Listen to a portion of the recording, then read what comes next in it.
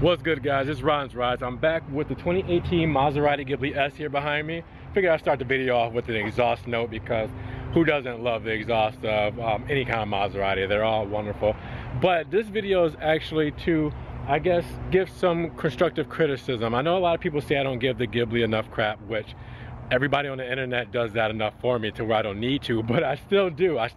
Since I drive a Ghibli S, I still critique the car and say, you know, I wish it had this, or I wish it could do this, or, you know, we need this. And if you haven't seen my videos before, go check those out. I'll put this in the playlist so you can see with the rest of them. But I do it, so if you're new here, you probably haven't seen those videos. But since I did one with the 2018 Gran Turismo, I'll be fair. And again, I will do something for the Ghibli. Now this is the newest that Maserati has to offer for the 2018. And they've made a significant amount of changes for the car. A lot exterior wise, that's what they've been doing for the cars, for the 2018 models. For all of them, these exterior changes are big this year. But from my 2016 S to the 2018 S, there are still some things that possibly could be changed that us as enthusiasts for the brand might like to see. Like I said, it's just stuff that we would probably like, that I've seen other people comment. Myself, I've thought in my head as well, and now I'll share with everybody else and see if you guys agree. So here's a few things that the Maserati needs to do moving forward. First things first, this needs to go. The wheel gap needs to go. Hashtag 2018, no wheel gap. Down with the wheel gap. That is a significant space in between the fender there and the tire. It would be nice if we had a little bit of a decrease on the gap there. Just, you know, a little bit, I guess maybe an inch even, you know. Just, I know you can get lowering springs. Novatech makes very good lowering springs for the car, but as a standard ride height, I feel like we could do a little bit better with the Ghibli. It looks amazing as you go from the side view here. It looks good, but as far as that, us car guys really notice it.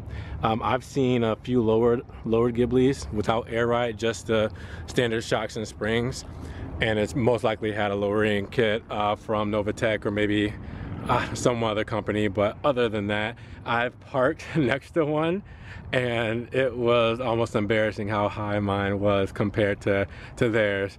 I would love to see Maserati come out of the gate with a better stance. I think they can do a lot better here, and maybe I'm wrong. Maybe it has something to do with the suspension and how they set it up. And I know you know, skyhook suspension is a thing, but I feel like we need to get lower to the ground for this one. And guys, as much as it may do for the driver assistance package as far as technology goes, I'm still not sure I'm a fan of the big plasticky trident that comes with the driver assistance package. Now I know it's technology for driving assistance and all that stuff. It just, everybody's, one of their biggest complaints about Maserati is that the brand is being cheapened, and I'll quote that.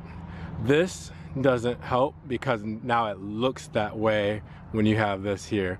Okay, so that is not my, you know, my favorite part of the car with that. I would get rid of the technology just because I wouldn't have to have that, and it makes a big difference. Now you're looking at it here on the 2018 Gran Lusso S. Let's look at just the base 2018 model, or base 2018 S without the Grand Sport Gran Lusso package, and you'll see how sharp that looks. The actual cutout of the trident, it does the trident justice. So I feel like maybe we could get rid of that, and I don't want to say get rid of the technology, because the Ghibli needs the technology. That's not the issue. But maybe we can, I don't know, do something to where it's more integrated. You know, you do have your camera here, and you do have sensors here for, I think that's lane assist, and I don't know if that's actually optioned in this car, but you know, they do a good job at hiding, you know, the cameras of the sensors for the most part. I mean, maybe you can hide something, you know, in the you know, the grills here, the gills or whatever you want to call them, or something along the edges here, to where you just you don't have so much of a playful looking Trident rather than an aggressive Trident, because the front of this car, I mean, come on, look how aggressive it looks. But then when you have that playful looking round soft Trident on it, I feel like that's something I would definitely consider, and it would make or break it for me if I were to get the driver assistance package or not. But that's me, you know, like I said, it's an opinion. What do you guys think? Now this is something you guys always talk about, is those Chrysler buttons. With the merger of, you know, Maserati using FCA parts, those recycled Chrysler buttons, stuff like that. You know, the comments, well, this has the same switches as my mom's minivan or my Dodge Durango or my Jeep or my Challenger or Charger. That might be something that they could flare up. Now, you can still use the same buttons for your cost savings, because that's what they're doing. That's where the price difference comes in. You gotta save money somewhere to sell things at a cheaper price. Maybe they could throw aluminum or aluminium, however you would like to say it, over the buttons, or replace them with that kind of style, or some kind of metal, or some kind of gloss black vinyl, or something that makes it look a little bit more prestigious. Now I know, like with the start button, they have like the chrome surround here, and they have the chrome on the sides and right there over the top of those, you know. But you know, it definitely is, when you have a great interior like the Zegna interior here with the wood, you know, the silk, the leather, it definitely something that maybe they could throw a little bit of pizzazz on and kind of give it more of a prestigious look, because it does offset a lot of the nice things that are in the interior of the car as far as quality goes. So I will agree that the buttons can be changed a little bit. You know, I mean, hell, I would pay an extra $3,000 if that's what it takes to change all the button modules as far as quality and material, if that's what it takes to, you know, give you that great feel that you're in something different and something new that can be compared to something else. I know you guys are wondering why I'm in the engine bay, since just for 2018, the Ghibli S SQ4 models had a power boost from the standard 404 that was in the previous version to 424 horsepower, along with another 20 foot-pounds of torque added. It's great. That's amazing. I praised that in the other videos. Wonderful. How does 450 horsepower sound for a Ghibli? And a V6 is obviously it's doable, because the Giulia Quadrifoglio has 500 horsepower, and I'm not asking for that much because the GT doesn't even have 500 horsepower.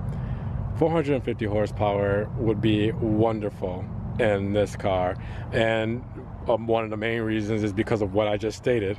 The Giulia has 500 horsepower. That's almost 100 more. I mean, back when the 2016s, 2017s, you know, all that, when it was 404 horsepower, the Giulia had 96 more, and it was the same price, if not some of them less. I haven't seen Giulias really get past 80,000 US dollars. So where Ghiblis, you can spec a Ghibli to about 105, 110.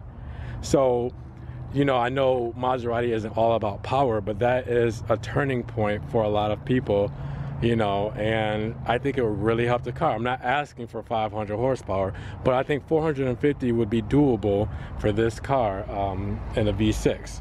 So, I mean, like I said, it might seem nitpicky. I don't know what you guys might think, but it's just something that I would love to see with the car. You know, I mean, just with the Levante, the rumors with the Levante getting the V8 523 horsepower just sounds amazing, you know. But, you know, I mean, what do you guys think? I really, really hope that we can get it up there and in the horsepower range, because it would be cool. I have fun driving it.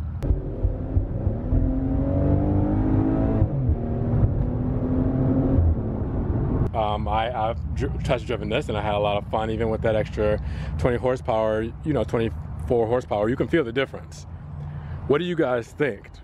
Am I asking too much? Am I being too nitpicky? Like I said, it's just an opinion. Moving forward, a power boost would be pretty cool.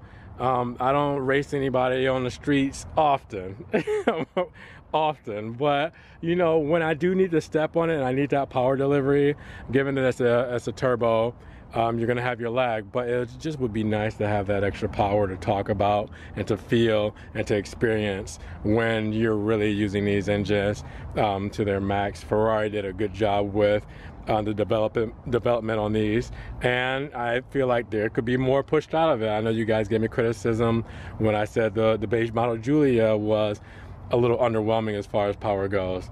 You know, I feel like there could be more out of this, even with the horsepower boost. I think we can do a little bit better with the engine.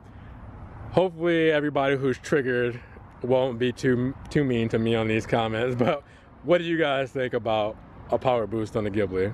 Yay or nay?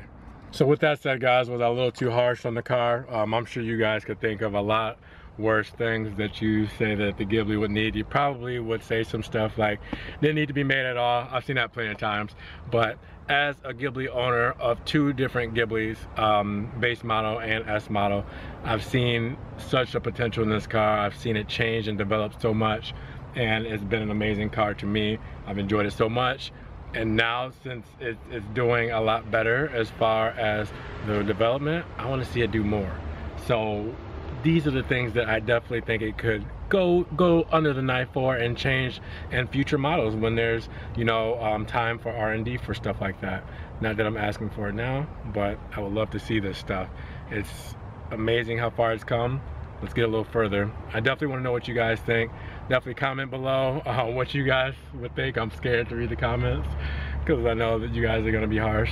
And then give the video a like. Get this this video up in the rankings. Like it as much as you can. Subscribe. All that YouTube stuff and the social media links below. Till then, we'll talk to you guys in the next one. I'm out of here. Peace.